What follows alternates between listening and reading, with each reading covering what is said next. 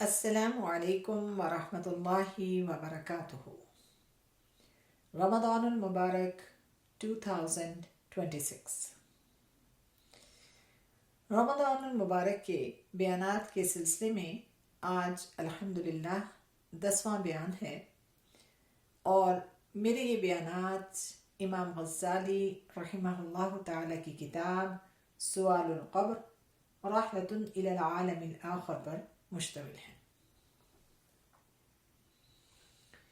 آج کے بیان میں قبر میں میت کے حالات سے متعلق بات ہوگی، اور خصوصی طور پر اس بات پہ کہ کیا قبر میں میت کو عذاب دیا جاتا ہے، یعنی کیا قبر کا عذاب برحق ہے۔ تو آئیے اس کا آغاز کرتے ہیں۔ ایک حدیث پاک میں ہے، آپ صلی اللہ علیہ وسلم نے فرمایا، جب ایک میت کو قبر میں رکھا جاتا ہے تو قبر اسے مخاطب کر کے کہتی ہے، اے ابن آدم، تجھ پر افسوس، تجھے میرے بارے میں کس چیز نے دھوکے میں مبتلا رکھا؟ کیا تو یہ نہیں جانتا تھا کہ میں آزمائش کا گھر ہوں؟ میں ایک اندھیری کوٹھڑی ہوں، وحشت اور تنہائی اور کیڑوں مکوڑوں کا گھر ہوں۔ جب تو زندہ تھا اور تو میرے پاس سے تکبر اور غرور کے ساتھ گزرتا تھا تو تجھے کون سی چیز میرے بارے میں دھوکے میں رکھتی تھی؟ اگر وہ کوئی نیک آدمی ہو تو کوئی جواب دینے والا اس کی طرف سے قبر کو جواب دیتے ہوئے کہتا ہے، اے قبر، کیا تو نے نہیں دیکھا کہ یہ آدمی نیکی کا حکم دیتا تھا اور برائی سے منع کرتا تھا؟ یہ جواب سن کر قبر کہتی ہے، پھر میں اس کے لیے سبزہ زار میں تبدیل ہو جاتی ہوں، اور اس کا بدن نور بن جائے گا، اور اس کی روح اللہ تعالیٰ کی طرف عروج کر جائے گی۔ اسی طرح ایک اور روایت ہے، حضرت ابو عمرو یزید رقاشی رحمہ اللہ تعالی فرماتے ہیں، مجھے یہ روایت پہنچی ہے کہ جب میت کو اپنی قبر میں رکھا جاتا ہے تو اس کے اعمال اسے گھیر لیتے ہیں، پھر اللہ تعالیٰ ان اعمال کو قوت گویائی عطا فرماتے ہیں، اور وہ اعمال کہتے ہیں، اے اپنی قبر میں تنہا بندے، تیرے سب دوست اور اہل خانہ تجھ سے دور ہو گئے ہیں، آج تیرے پاس ہمارے سوا کوئی غمخوار نہیں ہے۔ اسی طرح حضرت کعب رحمہ اللہ تعالی فرماتے ہیں، جب ایک صالح بندے کو قبر میں رکھا جاتا ہے تو اس کے اعمال صالحہ یعنی نماز، روزہ، حج، جہاد اور صدقہ وغیرہ اسے گھیر لیتے ہیں۔ آپ فرماتے ہیں، یعنی حضرت کعب رحمہ اللہ تعالی فرماتے ہیں، جب عذاب کے فرشتے اس کے پاؤں کی طرف سے آتے ہیں تو نماز ان سے کہتی ہے، اس سے دور رہو، تمہارے لیے اس کی طرف کوئی راستہ نہیں۔ اس نے ان پاؤں پر کھڑے ہو کر مجھ میں اللہ تعالیٰ کی خاطر لمبا لمبا قیام کیا تھا۔ پھر فرشتے اس کے سر کی طرف سے آتے ہیں تو روزہ ان کو کہتا ہے، تمہارے لیے اس کی طرف کوئی راستہ نہیں، اس نے دنیا کے گھر میں اللہ تعالیٰ کی خاطر طویل پیاس برداشت کی تھی، لہٰذا تمہارے لیے اس تک پہنچنے کا کوئی راستہ نہیں۔ پھر فرشتے بدن کے باقی حصوں کی طرف آتے ہیں تو حج اور جہاد ان کو کہتے ہیں، ان سے دور رہو، اس نے اپنے نفس اور بدن کو مشقت میں ڈال کر اللہ تعالیٰ کی رضا کے لیے حج اور جہاد کیا تھا، لہٰذا تمہارے لیے اس تک پہنچنے کا کوئی راستہ نہیں۔ حضرت کعب فرماتے ہیں، پھر فرشتے ہاتھوں کی طرف سے آتے ہیں تو صدقہ ان کو کہتا ہے، میرے دوست سے رک جاؤ، ان دونوں ہاتھوں سے بے شمار صدقات اللہ تعالیٰ کی رضا کے لیے نکل کر اللہ تعالیٰ کی دست قدرت میں پہنچ چکے ہیں، تمہارے لیے اس تک پہنچنے کا کوئی راستہ نہیں۔ راوی فرماتے ہیں، پھر اسے کہا جاتا ہے، مبارک ہو، تو زندگی میں بھی اچھا رہا اور موت میں بھی اچھا رہا۔ فرماتے ہیں، اس کے پاس رحمت کے فرشتے آتے ہیں اور اس کے لیے جنتی بچھونے اور جنتی چادریں بچھا دیتے ہیں، اور حد نظر تک اس کی قبر کو فراخ کر دیا جاتا ہے، اور جنت کی ایک قندیل لا کر اس کی قبر میں رکھ دی جاتی ہے، جس سے وہ اس دن تک روشنی پاتا رہے گا جس دن اللہ تعالیٰ اس کو قبر سے اٹھائیں گے۔ احادیث مبارکہ میں مرنے والوں کے حالات بڑی تفصیل سے بیان ہوئے ہیں۔ ایک طویل حدیث شریف ہے جسے صحابی حضرت براء بن عازب رضی اللہ عنہ روایت فرماتے ہیں، جس سے پتہ چلتا ہے کہ اگر مرنے والا نیک ہو تو اس کی موت کے وقت فرشتے روشن چہروں کے ساتھ جنت کا کفن اور خوشبوئیں لے کر آتے ہیں، اور اس کو اچھے سے اچھے نام سے پکارا جاتا ہے جو دنیا میں اس کا بہترین نام تھا، اور اس کے لیے آسمان کے دروازے کھول دیے جاتے ہیں۔ لیکن اگر مرنے والا گناہگار ہو یا وہ کافر ہو تو یہی فرشتے جو ہیں یہ بدبودار ٹاٹ کا کفن لے کر سیاہ چہروں کے ساتھ آتے ہیں، اور ایسی روح کے لیے آسمان کے دروازے نہیں کھولے جاتے بلکہ اس کو زمین کی طرف پٹخ دیا جاتا ہے، اور اس کو اس برے سے برے نام سے پکارا جاتا ہے جو دنیا میں اس کا بدترین نام تھا۔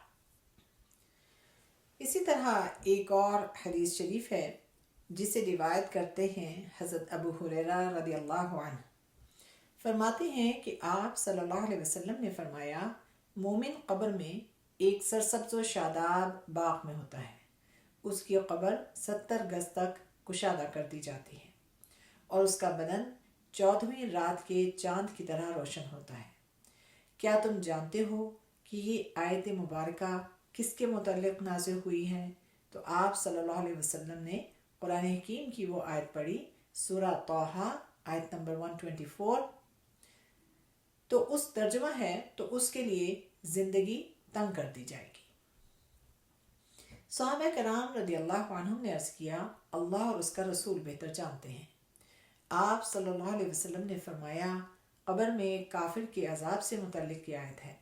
کافر پر 99 اژدہے یا سانپ مسلط کر دیے جاتے ہیں۔ آپ نے جو لفظ استعمال کیا وہ تھا تنین۔ آپ نے پوچھا، کیا تم جانتے ہو تنین کیا ہوتا ہے؟ یہ دراصل 99 سانپ ہیں۔ ہر سانپ کے 9 سر ہیں جو دوبارہ اٹھائے جانے کے دن یعنی روز قیامت تک انسان کے بدن کو خراشتے، ڈنگ لگاتے اور پھنکارتے رہیں گے۔ یہاں پر امام غزالی رحمہ اللہ تعالی نے اس حدیث شریف کی تحقیق میں بہت دلچسپ بیان تحریر فرمایا ہے۔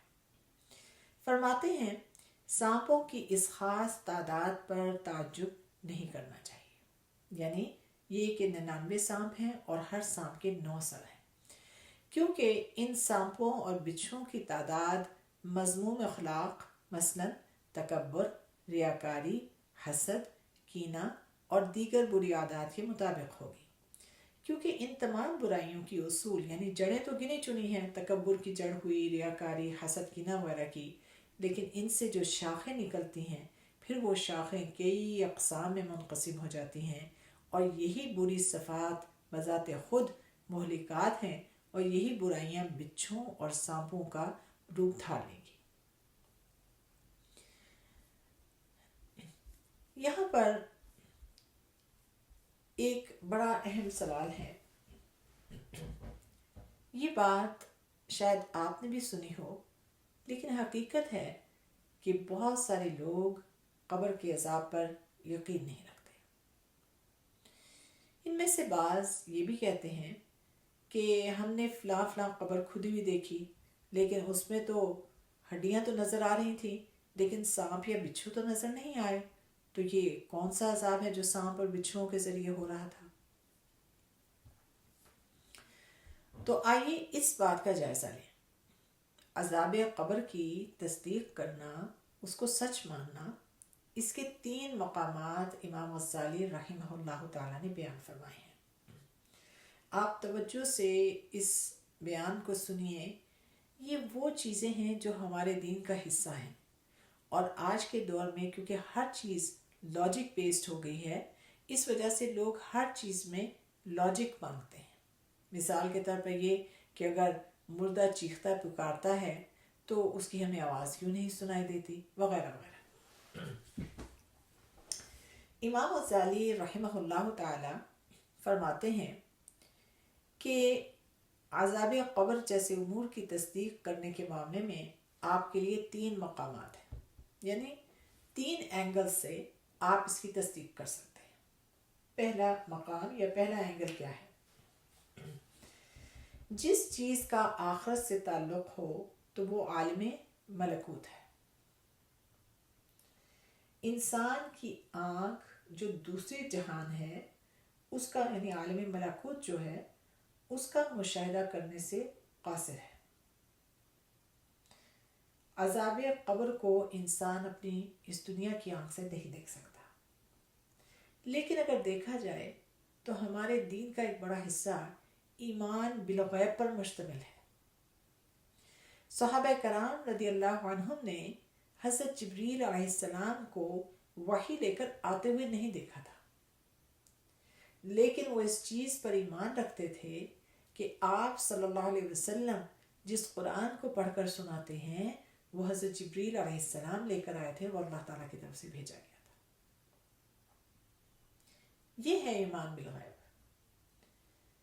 تو جس طرح ہم نے اللہ رب العزت کو دیکھا نہیں لیکن اللہ رب العزت پر ایمان لاتے ہیں، آپ صلی اللہ علیہ وسلم کو پایا نہیں ہے لیکن آپ صلی اللہ علیہ وسلم کے تمام اقوال، احادیث شریف، آپ کے حلیہ مبارک اور آپ کے متعلق جو معلومات ہمیں پیش ہوئی، ہم سب پہ ایمان رکھتے ہیں، اور یہ بھی ایمان رکھتے ہیں کہ آپ صلی اللہ علیہ وسلم اللہ کے آخری نبی تھے۔ فرشتوں کو دیکھا نہیں ہے لیکن فرشتوں پر ایمان رکھتے ہیں۔ جنت اور جہنم کو دیکھا نہیں ہے لیکن جنت کی خواہش رکھتے ہیں، جہنم سے پناہ مانگتے ہیں۔ کیوں؟ کیونکہ اس پر ایمان رکھتے ہیں۔ یوم آخرت پر بھی ایمان رکھتے ہیں۔ تو سن لیجئے کہ جیسے یہ تمام چیزیں قرآن اور حدیث شریف سے ثابت ہیں، عذاب قبر بھی قرآن اور حدیث شریف سے ثابت ہے، یہ بھی ایمان بالغیب کا حصہ ہو جاتا ہے۔ تو عذاب قبر جو ہے اگر وہ ہمیں نظر نہیں بھی آتا تو ہم اس کی تصدیق کرتے ہیں۔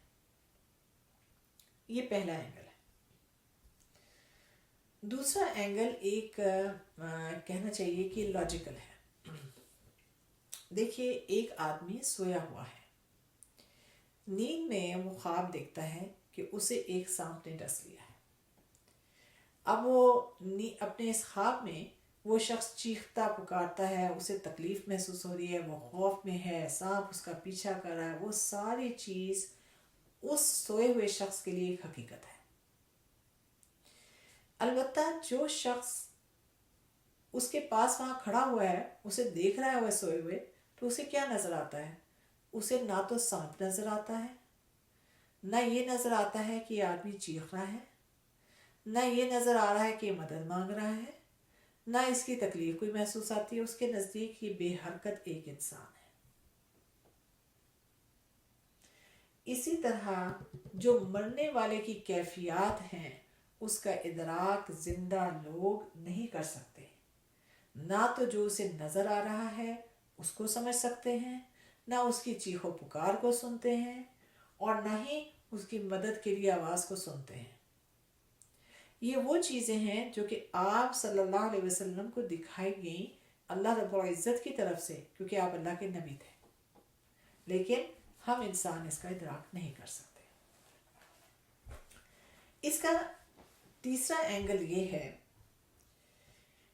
کہ اصل میں اگر کسی کو سانپ ڈس لے تو کیا ہوتا ہے؟ ڈسنے کا کیا ہے کہ سانپ کے اندر سے ایک زہر جو ہے وہ ایجیکٹ ہوتا ہے۔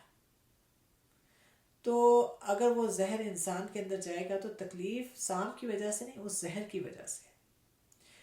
اب اگر فرض کیجئے کہ سانپ کا یہ زہر جو ہے وہ ایجیکٹ ہوتا ہے، وہ کسی چھوٹی سی شیشی میں اس کو ڈال دیا جائے تو کیا ہوگا؟ اس سے انسان کو تکلیف ہوگی؟ کوئی تکلیف نہیں ہوگی۔ یہ انسان کے جسم میں داخل ہوگا تو تکلیف ہوگی۔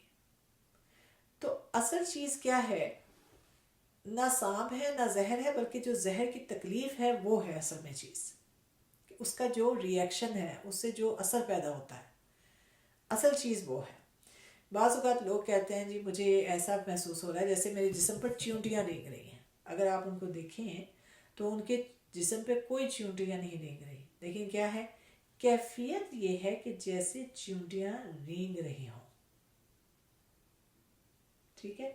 اسی طرح سے یہ ممکن ہے کہ جو لوگ عذاب قبر کا شکار ہیں وہ اس تکلیف کو محسوس کرتے ہیں کہ جو کہ سانپوں اور بچھوؤں کے ڈسنے سے پیدا ہوتی ہے.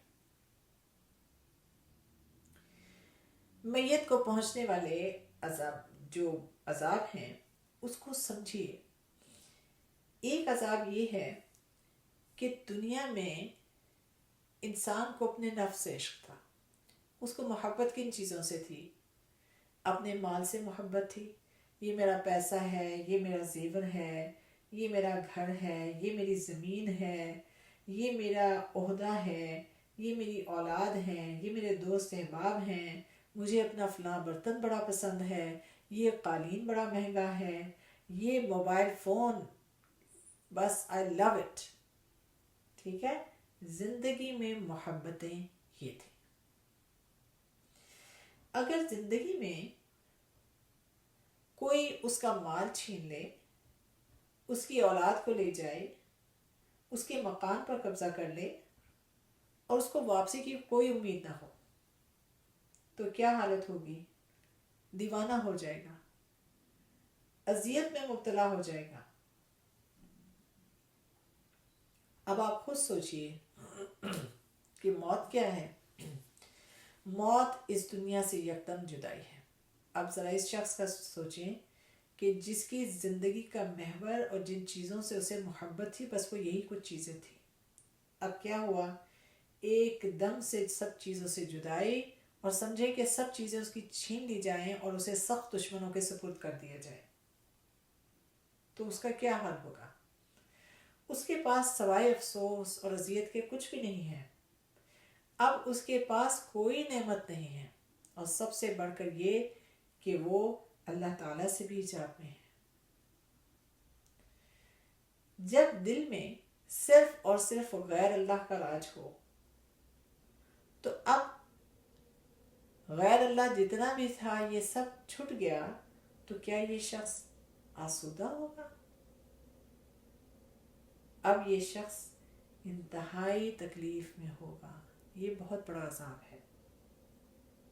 اس کے مقابلے میں وہ شخص جو دنیا کو عارضی سمجھے، دنیا کے مال اور اثاثوں کو، چیزوں کو اتنی اہمیت نہ دے، اس کے دل میں اللہ کا ذکر ہو، اس کو محبت ہو قرآن سے، اس کو فکر یہ ہو کہ کیا میری جو نماز ہے وہ پوری ہو رہی ہے، میرا مسلح کہاں ہے، میری جائے نماز کہاں ہے، میرے تسبیح کہاں ہے، میرا قرآن کہاں ہے. دل میں اللہ کی یاد ہو. کچھ مل جائے دنیا میں تو اللہ کی طرف رجوع کرے، کچھ چھٹ جائے تو اللہ کی طرف سے رجوع کرے. تو دل میں اللہ تعالیٰ ہو اور دنیا جون سی ہے اس کی طرف بس ضرورت کے تحت وہ متوجہ ہو. دنیا بھی ضروری ہے، چلانی ہے، لیکن یہ نہیں کہ اللہ کی یاد کو ترک کر کے تو دنیا چلانی ہے. پہلی چیز اللہ تعالیٰ کی یاد اور قربت ہے. تو جب ایسا شخص اس کو موت آئے گی تو اب کیا ہے؟ اب وہ فل ٹائم اللہ تعالیٰ کے لیے وہ اس کے لیے موجود ہے. دنیا ختم ہو گئی، اس دنیا کے جنجال سے جان چھٹ گئی. اب اس کی اب اس کے پاس بس وہ ہے اور خدا کی ذات ہے، وہ ہے اور اس کا محبوب ہے. تو بتائیے کیا راحت ہوگی اس شخص کے لیے؟ دنیا میں انسان جتنا ہلکا پھلکا رہے اتنا ہی آخرت میں اس کا حصہ زیادہ ہوگا.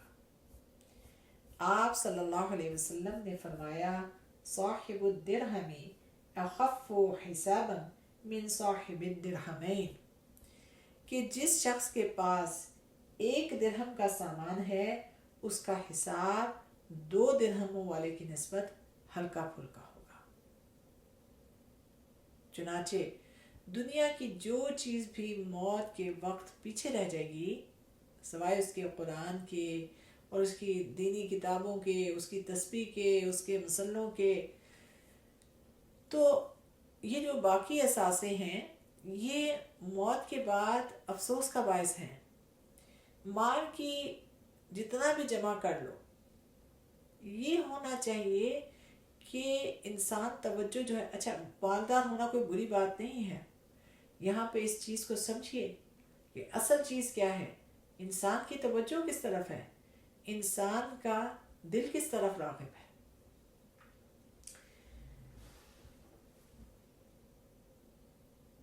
یہاں امام غزالی رحمہ اللہ تعالی نے کچھ آگے جا کے وضاحت بھی فرمائی ہے، لیکن پہلے یہ حضرت ابو سعید خدری رضی اللہ عنہ کبار صحابہ میں سے آتے ہیں، انہوں نے ایک خواب میں دیکھا کہ ان کے بیٹے کا انتقال ہو گیا ہے، تو اپنے بیٹے سے کہا بیٹے مجھے کوئی نصیحت کرو۔ اس نے بیٹے نے عرض کیا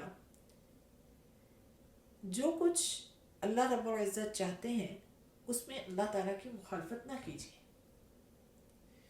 آپ رضی اللہ عنہ نے فرمایا بیٹے آپ مجھے مزید نصیحت کریں۔ بیٹے نے عرض کیا اے والد محترم آپ اس پر عمل نہیں کر سکیں گے۔ تو حضرت ابو سعید خدری رضی اللہ عنہ خواب میں فرماتے ہیں کہ بیٹے بتاؤ تو صحیح۔ بیٹے نے کہا اپنے اور اللہ تعالیٰ کے مابین ایک قمیص کو بھی حجاب نہ بناؤ،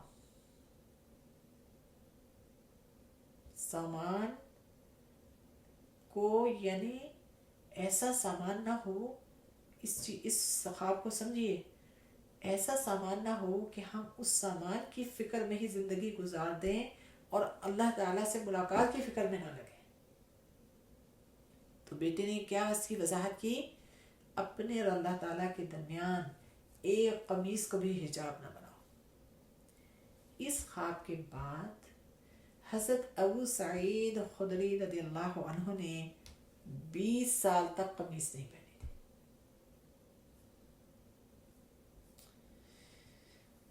یہاں امام غزالی رحمہ اللہ تعالی سوال رکھتے ہیں کہ عذاب قبر کی تصدیق کو 3 مقامات سے دیکھا۔ ایک تو یہ کہ بھی جیسا ہے منوان اس پہ ایمان لے آؤ، یہ ایمان بالغیب ہے۔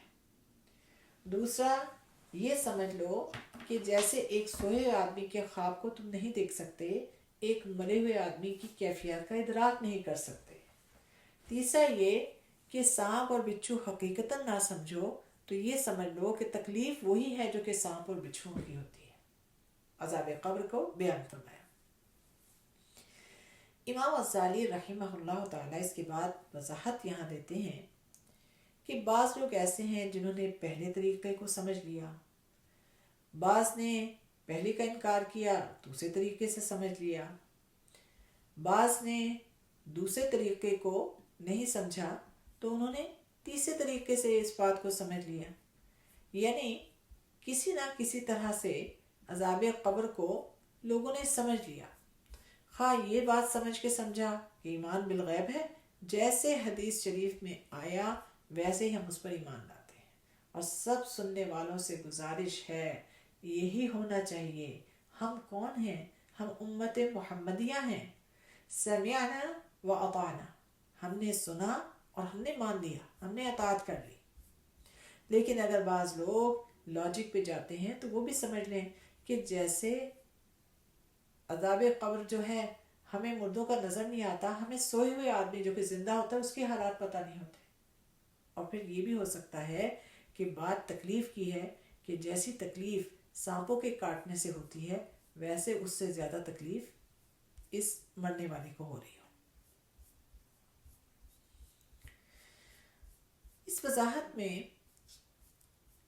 امام غزالی رحمہ اللہ تعالی ایک بڑا اہم نقطہ پیش کرتے ہیں اور اس میں ایک مثال بھی دیتے ہیں کہ دیکھیں اگر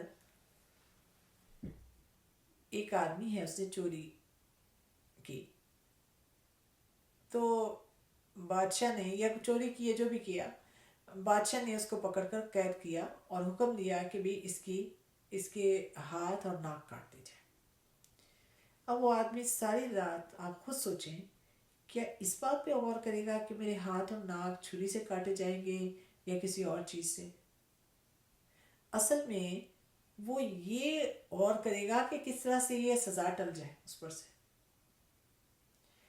اسی طرح ہم مسلمانوں کے لیے بھی یہ پیغام ہے. امام غزالی رحمہ اللہ تعالیٰ نے بہت پیارے طریقے سے اپنی کتاب میں لکھا ہے. فرماتے ہیں کیونکہ یہ بات قطعی طور پر معلوم ہے کہ موت کے بعد بندے کو یا تو بہت بڑے عذاب کا سامنا کرنا پڑے گا یا پھر وہ دائمی نعمتوں میں ہوگا، لہٰذا اس کے لیے تیاری کرنی چاہیے. جہاں تک عذاب اور ثواب کی تفصیلات کا تعلق ہے تو اس بحث میں پڑھنا وقت کو ضائع کرنے کے مترادف ہے. یعنی بجائے یہ سوچیں کہ سانپ آئیں گے یا بچھو آئیں گے، ہڈیاں بھینچی جائیں گی یا کیا ہوگا، اس چیز پہ غور کریں کہ ہمارے کون سے اعمال ہیں جو ہم نے تیار کر کے رکھنے ہیں کہ ہمیں اس عذاب سے ہماری جان چھوٹ جائے. ہمارے کون سے ایسے اعمال ہیں کہ جو ہم اچھے سے اچھے کریں، وہ کون سی بری باتیں ہیں جن سے ہم بچیں، کس طرح سے اپنی دنیا کو کم کریں، غیر اللہ کو اپنے دل سے نکالیں کہ قبر میں ہمیں وحشت نہ ہو. اللہ رب العزت ہم سب کو آخرت کی یاد عطا فرمائے. اللہ یا رب العزت ہم سب پر موت کو آسان فرمائے. اللہم ہون علینا سکرات الموت. اللہ رب العزت ہماری زندگیوں کو ایسا بنا دیں جو زندگیاں اللہ رب العزت کو مسلمانوں کے لیے پسند ہے. آپ سب سننے والوں سے گزارش ہے کہ میرے ان بیانات کو سنیے اور ان بیانات کو زیادہ سے زیادہ لوگوں تک پہنچائیں. یہ بیانات صدقہ جاریہ ہیں میرے لیے بھی اور سب سننے والوں کے لیے. اگر ان بیانات سے ہماری زندگیاں تبدیل ہو جائیں تو الحمدللہ الحمدللہ ہم اللہ تعالیٰ سے حسن ظن رکھتے ہوئے یہ امید رکھتے ہیں کہ ان بیانات کے بدلے، ہماری دعاؤں کے بدلے اس رمضان المبارک میں اللہ رب العزت بغیر حساب کتاب کے جنت ہمارے نام لکھ دے. آپ سب سے گزارش ہے مجھے اور میرے اہل خانہ کو اپنی دعاؤں میں یاد رکھیں. السلام علیکم ورحمۃ اللہ وبرکاتہ.